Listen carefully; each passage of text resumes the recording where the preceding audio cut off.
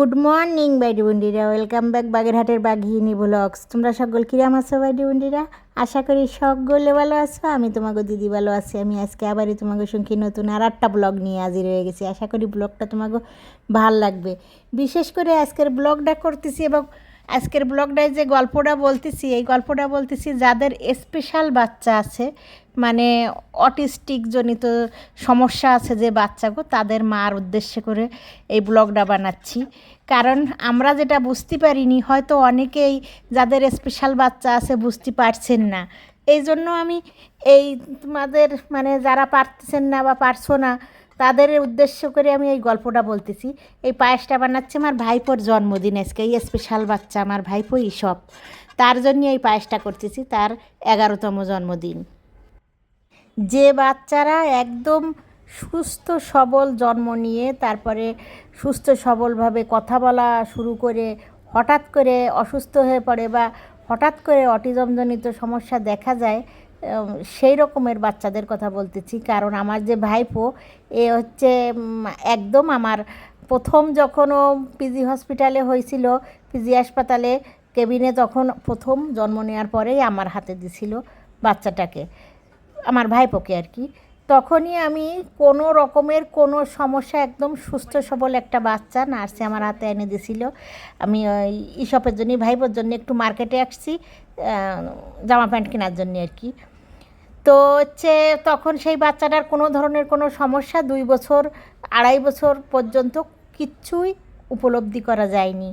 একদম সুস্থ সবল হাঁটা চলা বা একটা দুটো করে কথা বলা শুরু করা, সব কিছুই সে করছিল। একদম কোনো রকমের কোনো ধরনের সমস্যাই তার হয়েছিল না। কিন্তু 3 বছর 2.5 বছর 3 বছর হয়ে যাওয়ার পর থেকে তার ওই যে একটা দুটো কথা বলতো, সেই কথা বলা বন্ধ হয়ে গেল। তারপর আস্তে আস্তে কথা বলা বন্ধ করার পর থেকে উপলব্ধি করা গেল যে পা সে খোঁড়ায় খোঁড়ায় হাঁটা শুরু করেছে। খোঁড়ায় খোঁড়ায় মানে আর কি, পাটা যে আগে যেমন সমানভাবে পাতায় মাটিতে ফেলতো, এখন সমানভাবে মাটিতে ফেলে না। এই মার্কেটে এসে ঘোরাঘুরি করতেছি, কিন্তু বাচ্চাদের জামা কাপড় পাওয়া যাচ্ছে না, ওই জন্যই সব ফ্লোরে ঘুরতেছি। কিন্তু এমনই একটা অবস্থা যে বড়দের আছে, মেয়েদের আছে বেশি, কিন্তু ওর একটা এমন যে বয়স আছে, ওই বয়সের আর কি, মানে ছোটো না বড় না, এই বাচ্চার কথাই বলতেছি। এই যে তোমরা দেখতে পাচ্ছ, এই আমার ভাইপো সব, এর কথা বলতেছি আর কি। ওর কোনো ধরনের কোনো সমস্যা 3 বছর পর্যন্ত ছিল না। 3 বছরের পরের থেকে পাটা একটু উঁচু করে হাঁটা শুরু করলো। এখন সে একদম পা উঁচু করেই হাঁটে। মানে 11 বছর বয়স হয়েছে, এই জন্মদিন 11তম জন্মদিন এখন আমরা পালন করতে যাচ্ছি। কিন্তু ও একেবারেই 2 বছর 2.5 বছরের বাচ্চারা যেমন বোধ বুদ্ধি মানে বুঝ ভাব সব ঠিক তেমনই সেই জায়গায় আটকে আছে। সেইখান থেকে আর ওর গ্রোথ হচ্ছে, বড় হচ্ছে, কিন্তু বুদ্ধিটা ডেভেলপ হচ্ছে না, এক জায়গায় আটকে আছে। কিন্তু আমরা যেটা বুঝতে পারিনি, যে কথাটা তোমাকে বলার চেষ্টা করতেছি আমি, সেইটা হচ্ছে পিজি থেকে ডাক্তার দেখানো হয়েছে বা অন্য অন্য যত জায়গায় ডাক্তার দেখানো হয়েছে, এই অটিস্টিক জনিত কারণের জন্য এই সব ডাক্তারের কাছে, প্রতিবন্ধী ডাক্তারের কাছে যাওয়া হয়েছে। এই টেস্টটা কেউ কখনো দিইনি এবং কোনো রোগই তারা ধরতে পারেনি। তারা খালি বলে কোনো সমস্যা নেই, কোনো সমস্যা নেই। মানে তাদের যে এমন একটা ভাবধারা, তাদের কথাবার্তা মনে হচ্ছিল যেন অটোমেটিকলিও মানে আর কি জন্মগতভাবেই এরকম যারা থাকে, জন্মগতভাবেই যে কোনো ধরনের সমস্যা নিয়ে জন্ম হয়, সেরম ধরনের তারা একটা সেরম ভাব, মানে কোনো ধরনের সমস্যা তারা খুঁজে পায় না। কিন্তু আসলে না, আসলেও জন্মগতভাবেই খুব সুস্থ সবল সুন্দর একটা বাচ্চাই জন্ম নিয়েছিল। কিন্তু পরে এই 15 দিন আগে একটা টেস্টের মাধ্যমে জানা গেল যে ওর আসলে একটা বিরল রোগে আক্রান্ত, যে রোগের জন্য ওর এই সমস্যাগুলো হয়েছে। কথা বন্ধ হয়ে গেছে, বুদ্ধি আটকে আছে, তারপরে হচ্ছে ওর ওই যে হাঁটা চলা যে আগের মতন করে সুন্দর করে হাঁটে না, পা উঁচু করে হাঁটে, এই সব সমস্যাগুলো ওর এই রোগটার জন্য হচ্ছে। যে রোগটা এতদিন পরে মানে উদ্ঘাটন হলো, এতদিন পরে বোঝা গেল একটা বিরল রোগ। ডাক্তারে বলল যে, ওর মাকে বলল আর কি, যে 15,000 50,000 বাচ্চাদের মধ্যে একটা বাচ্চার ধরা পড়ে এ রোগ, বিরল একটা রোগ, যে রোগের কোনো চিকিৎসাই নেই। এমন জানি না এইখানের ডাক্তাররা কেমন কিভাবে বলছে, জন্মদিনের রান্না বাড়ার আয়োজন চলছে আর কি, কিন্তু বলল আর কি। তা যাদের এরকম স্পেশাল বাচ্চা আছে জন্মগত না, কিন্তু সুস্থ বাচ্চা পরে অসুস্থ হয়ে গেছে, পরে দেখা যাচ্ছে যে অটিজমজনিত সমস্যা তাদের মধ্যে দেখা যাচ্ছে, অবশ্যই এই টেস্টটা তারা করবেন। এই সিপিকে একটা টেস্ট, এই টেস্টটা করলেই আপনারা জানতে পারবেন যে ওর সিপিকে টেস্টের মাধ্যমে যে ওর সমস্যা কোনো রোগ আছে কি নেই, যে কোনো রোগের জন্য ওর এই বাচ্চার সমস্যা হচ্ছে কি হচ্ছে না।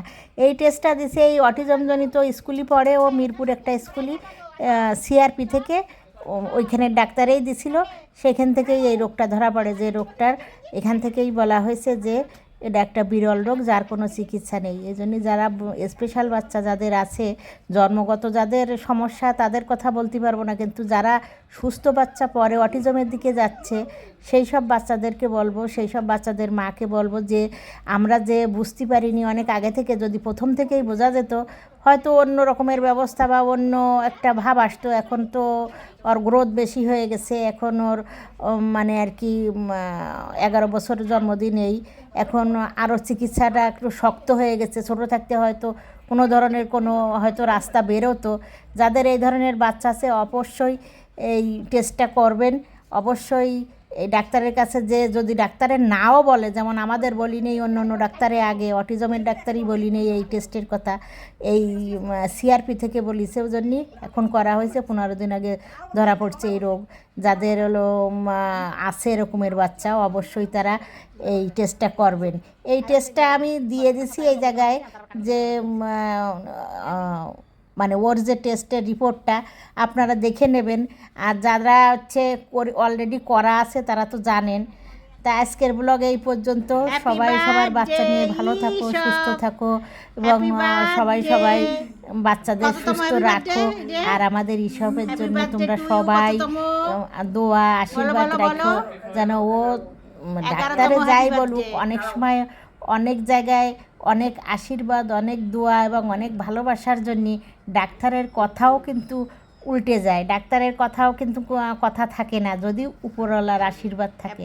উপরওয়ালা যেন আশীর্বাদ করেন এই জন্মদিনে, 11তম জন্মদিনে ওর মা, যেহেতু যেমনই বাচ্চা হোক, দুর্বল হোক, ভালো হোক, সুস্থ হোক, যার মা তার বাচ্চা কিন্তু তার সন্তান কিন্তু তারই।